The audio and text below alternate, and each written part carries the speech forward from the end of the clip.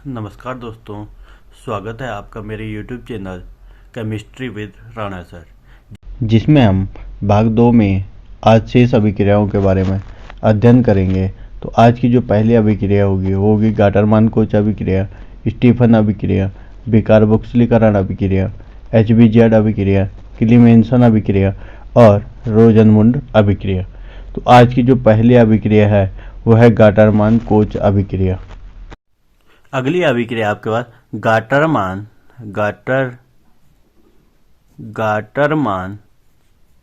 Coach अभिक्रिया,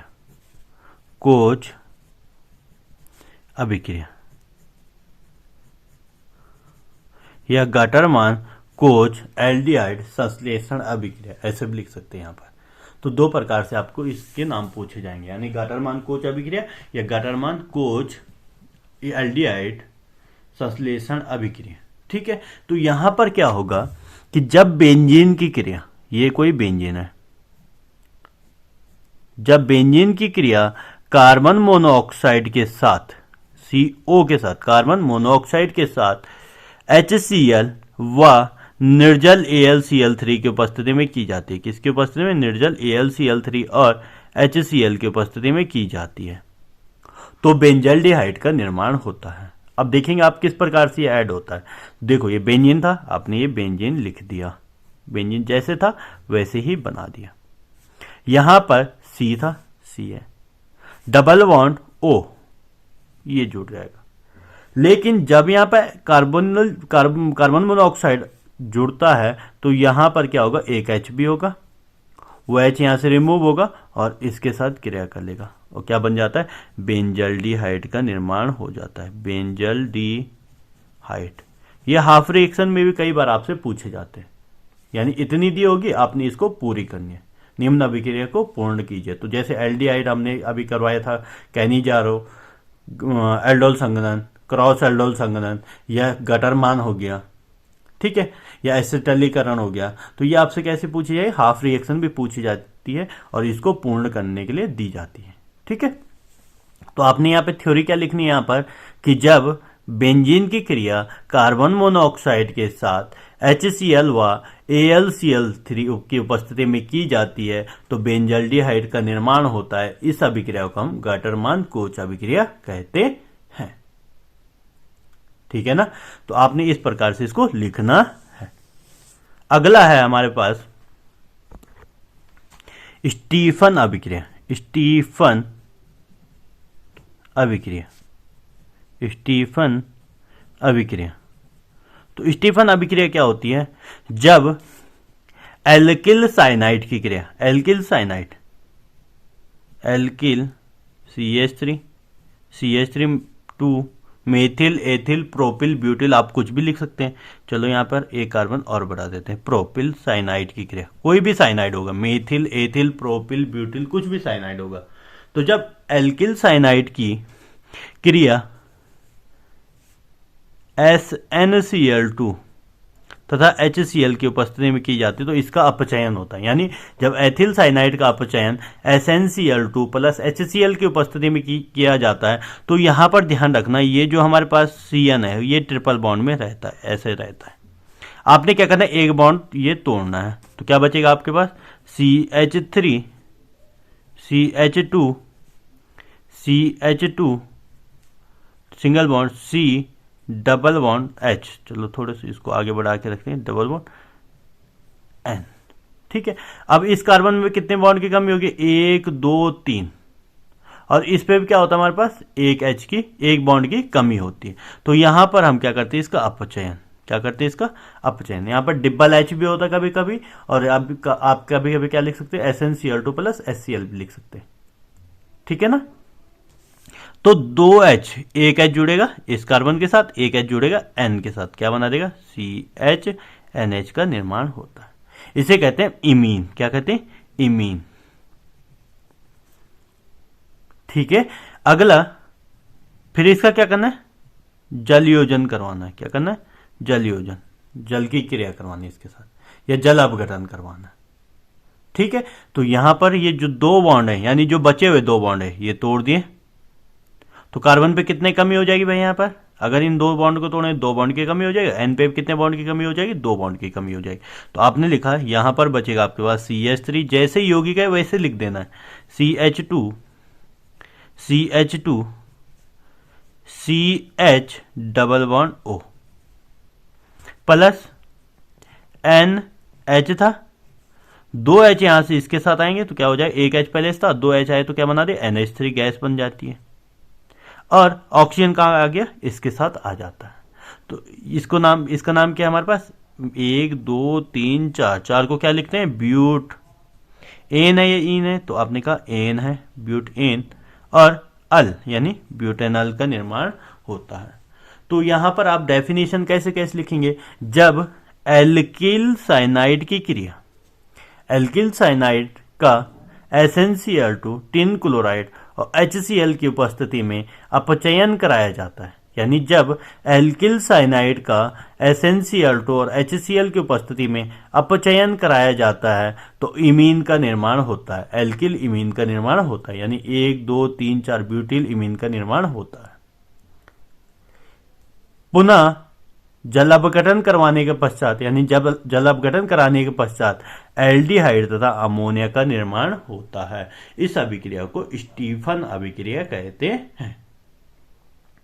ठीक है ना, तो इस प्रकार से आप इसको लिख सकते हैं। ठीक है, यहां पर आपका अगर क्या होगा, CH3CN होगा तो क्या बनेगा आपके पास, CH3CHO। यहां पर CH3CH2CN होता तो CH3CH2CHO बन जाता। यानी जितने कार्बन आपके पास होंगे यहाँ पर 1 2 3 4, तो यहाँ पे 1 2 3 4 कार्बन वाला बनेगा। अगर 1 2 यहाँ पे CN हो गया, 3 तीसरा पे C है, तो 1 2 3 वाला ही यौगिक बनेगा।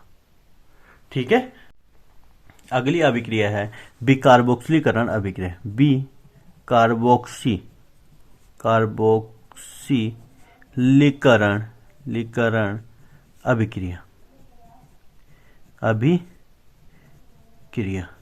इसे हम किस नाम से जानते हैं,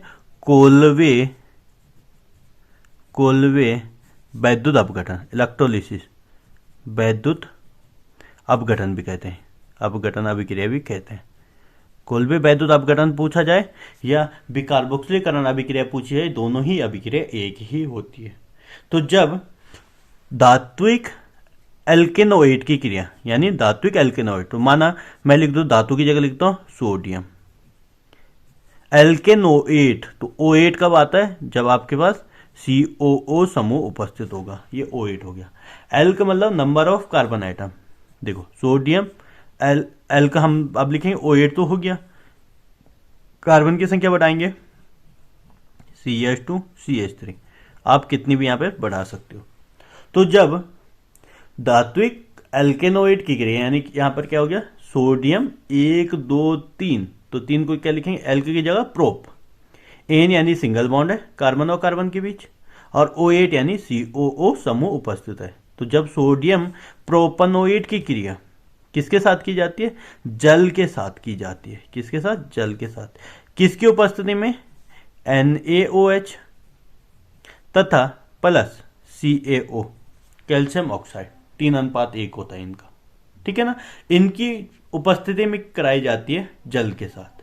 जब सोडियम प्रोपनोइड या एथेनोइड की क्रिया जल के साथ क्षार NaOH तथा CaO की उपस्थिति में कराई जाती है तो एक कार्बन कम युक्त एल्केन प्राप्त होता है। तो यहां पर कितने कार्बन है आपके पास, 3 कार्बन। अब देखो यहां पर H2O है, वो 2 फॉर्म में होगा, HOH के रूप में होगा, NaOH के साथ क्रिया करेगा, क्या बनाएगा, NaOH का निर्माण करता है।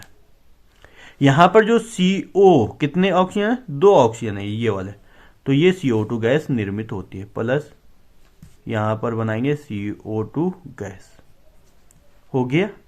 बचेगा क्या, Na चला गया, OH चला गया, NaOH आपस में क्रिया कर लिया, CO2 भी चला गया, बचेगा क्या आपके पास, CH, कितने, 2 H यहां थे, 1 H ये वाला इसके साथ आएगा तो क्या बना देगा, CH3। तो एक कार्बन कम युक्त एल्केन का निर्माण होता है। तो क्या लिखेंगे, जब सोडियम प्रोपेनोइड की क्रिया कराएंगे तो एथेन बनेगा, प्रोप मतलब 3 कार्बन से, सोडियम ब्यूटानोइड की क्रिया कराएंगे तो ब्यूट मतलब 4 कार्बन से क्या बनेगा, 3 कार्बन, प्रोपेन का निर्माण होता है। पेंटेनोएट की कराएंगे तो ब्यूटानोएट प्राप्त होता है। अगर हम देखेंगे एथेनोएट की क्रिया करवाते हैं, एथेनोएट यानी COONA और एक कार्बन और बढ़ा देंगे, कितने O8 हो गए, एथेनोएट। सोडियम मेथ एथ, एथ एन O8। एथेनोएट की क्रिया जल के साथ कराई जाती है, किसकी उपस्थिति में, NaOH प्लस CaO की उपस्थिति में कराई जाती है। तो क्या प्राप्त होगा, CH3, ये वाला, ठीक है ना। अब ध्यान रखना, Na इसके OH के साथ क्रिया करेगा, क्या बनाएगा, NaOH बना दिया।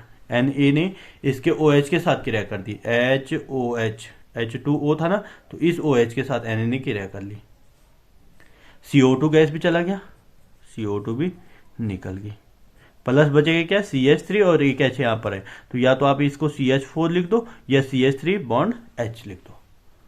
तो यानी पहले आपके पास 2 कार्बन थे, यौगिक कितने कार्बन का बना, 1 कार्बन का, तो किसका निर्माण होता है, एल्केन, वो भी कितने कार्बन वाला, 1 कार्बन कम युक्त एल्केन का निर्माण होता है। तो इसको थ्योरी कैसे लिखेंगे कि जब धात्विक एल्केनोएट की क्रिया जल के साथ NaOH या कैल्शियम ऑक्साइड की उपस्थिति में कराई जाती है तो 1 कार्बन कम युक्त एल्केन का निर्माण होता है तथा CO2 गैस और NaOH प्राप्त होता है। इस अभिक्रिया को विकार्बोक्सिलीकरण अभिक्रिया या कोल्वे वैद्युत अपघटन अभिक्रिया भी कहते हैं। ठीक है, अगली अभिक्रिया है हेल वोलार्ड जेलेंस्की अभिक्रिया यानी HVZ अभिक्रिया। तो HVZ अभिक्रिया क्या होती है, मैंने क्या कहा था, HVZ यानी हेल वोलार्ड जेलेंस्की अभिक्रिया। ठीक है, तो जब क्या करते हैं, अल्फा हाइड्रोजन युक्त कार्बोक्सिल अम्ल की क्रिया, अल्फा हाइड्रोजन युक्त यानी कार्बोक्सिल अम्ल क्या कहा, COOH, अल्फा हाइड्रोजन, तो इसमें अल्फा हाइड्रोजन होना चाहिए, तो अल्फा कार्बन लिख दिया मैंने CH2 और इधर बना दिया CH3 यानी प्रोपेनोइक लिख दिया। आप एथेनोइक भी लिख सकते हैं क्योंकि अल्फा कार्बन पे हाइड्रोजन होना आवश्यक है। ठीक है ना, तो जब अल्फा हाइड्रोजन युक्त कार्बोक्सिलिक अम्ल की क्रिया क्लोरीन के साथ Cl2 के साथ सूर्य के प्रकाश की उपस्थिति में यानी HNU की उपस्थिति में या लाल फास्फोरस रेड P की उपस्थिति में कराई जाती है तो अल्फा कार्बन से एक H हटेगा, इसका एक H हटेगा अल्फा कार्बन का और एक Cl इसका हटेगा, तो क्या बना देगा, HCl का निर्माण कर देगा। इसका H इसका Cl आपस में क्रिया करा, क्या बना दिया, HCl बना दिया। बचा क्या आपके पास कंपाउंड, जो बचा हुआ वो लिख दो CH3 CH क्योंकि एक H तो हट गया यहां से और COOH, तो यहां पर क्या बन जाएगा, एक Cl आ जाता है। तो अल्फा हेलो यानी क्लोरो, ब्रोमो कोई भी हो सकता है, ठीक है ना। तो अल्फा क्लोरो या ब्रोमो कार्बोक्सिलिक अम्ल का निर्माण होता है। तो आप थ्योरी में कैसे लिखेंगे इसको कि जब कार्बोक्सिलिक अम्ल की क्रिया क्लोरीन के साथ प्रकाश की उपस्थिति में तथा लाल फास्फोरस की उपस्थिति में कराई जाती है तो अल्फा हेलो या क्लोरो कार्बोक्सिलिक अम्ल प्राप्त होता है। तो यहां पर क्या था आपके पास, प्रोपेनोइक था, प्रोप यानी 3 कार्बन 1 2 3, प्रोप एन यानी सिंगल बॉन्ड और ओइक यानी कार्बोक्सिलिक अम्ल एसिड, प्रोपेनोइक एसिड था। यहां पर क्या बना आपके पास, alpha halo alpha chloro prop यानी 3 कार्बन 1 2 3, एन यानी सिंगल बॉन्ड और ओइक यानी कार्बोक्सिलिक एसिड। तो अल्फा क्लोरो प्रोपेनोइक एसिड का निर्माण होता है। तो जितना आपके पास पहले कार्बन थे उतने कार्बन रहेंगे, लेकिन हेलोजन कहां पर अटैक करता है, अल्फा कार्बन पर जुड़ता है। ठीक है ना। अगला है क्लीमेंसन अभिक्रिया। कौन सी अगली, क्लीमेंसन अभिक्रिया, क्लीमेंसन अभिक्रिया क्लीमेंसन अभिक्रिया। तो जब एल्डिहाइड या कीटोन का अपचयन ZnOH की उपस्थिति में कराया जाता है, एल्डिहाइड या कीटोन, तो कोई भी एल्डिहाइड या कीटोन लगाएंगे तो हम क्या लिखेंगे, कार्बोनिल समूह के इधर अगर हाइड्रोजन होगा, इधर हमारा कार्बन या हाइड्रोजन होगा तो एल्डिहाइड होगा, अगर दोनों साइड कार्बन हो गया तो कीटोन हो गया। इसका अपचयन कराया जाता है, अपचयन यानी हाइड्रोजन का जुड़ना, किसकी उपस्थिति में, Zn mercury Hg, Zn Hg की उपस्थिति में कराया जाता है। तो ध्यान रखना यहां पर। अब ये क्या करेगा, हमारे पास CH3 जैसे है वैसे रहेगा, एल्केन का निर्माण होता है। यहां पर क्या किसका निर्माण होता है, एल्केन का। इसका मतलब ऑक्सीजन को हटाना पड़ेगा। अपचयन में क्या होगा, हाइड्रोजन का जुड़ना, ऑक्सीजन का हटना। तो ऑक्सीजन हटेगा तो किस फॉर्म में हटेगा भाई, H2O के रूप में हटेगा। एक ऑक्सीजन के साथ कितने H आ गए, यहां पर एक ऑक्सीजन के साथ 2 H यहां पर आ गए हैं। बचा हुआ यौगिक है आपके पास CH3CH। इस कार्बन पे कितने कमी हो जाएगी, देखो एक और एक H के साथ बॉन्ड है, 2 ही बॉन्ड है। इसका मतलब कितने बॉन्ड की कमी है, 2, क्योंकि कार्बन 4 बॉन्ड बनाता है। तो कितने जोड़ेंगे इसके साथ, 2 और ऐड करेंगे तो कितना हो जाएगा, CH3 बॉन्ड CH3 का निर्माण हो जाता है। इसका मतलब है क्लीमेंसन अपचयन अभिक्रिया में जब एल्डिहाइड या कीटोन का ZnHg की उपस्थिति या मरकरी की उपस्थिति में अपचयन कराया जाता है तो एल्केन का निर्माण होता है। इस अभिक्रिया को क्लीमेंसन अभिक्रिया कहते हैं। ठीक है, तो कितने हाइड्रोजन आए हमारे पास, 2 हाइड्रोजन इसको हटाने के लिए ऑक्सीजन को, और 2 हाइड्रोजन इस कार्बन की वैलेंसी को पूरी करने के लिए। तो कितने हाइड्रोजन, 4 हाइड्रोजन यहाँ पे जोड़ देते हैं। ठीक है ना, यानी जब एल्डिहाइड या कीटोन का अपचयन जिंक अमलगम की उपस्थिति में कराया जाता तो एल्केन का निर्माण होता है। इस अभिक्रिया को हम क्या कहते हैं, क्लीमेंसन अभिक्रिया कहते हैं। अगली अभिक्रिया है आपके पास रोजनमुंड अभिक्रिया। कौन सी है, रोजनमुंड रिएक्शन, रोजनमुंड रिएक्शन। तो रोजनमुंड रिएक्शन क्या है हमारे पास, जैसे अभी हमने इससे पहले बात करी थी एस्टलीकरण या एसलीकरण की, यानी जब हमारे पास COCl होता है, एसिटल हैलाइड, तो चलो एसिटा यानी CH3 COCl या C2H5COCl या बेंजीन के बाहर बेंजोइल क्लोराइड COCl, ये हमने लिख दिया।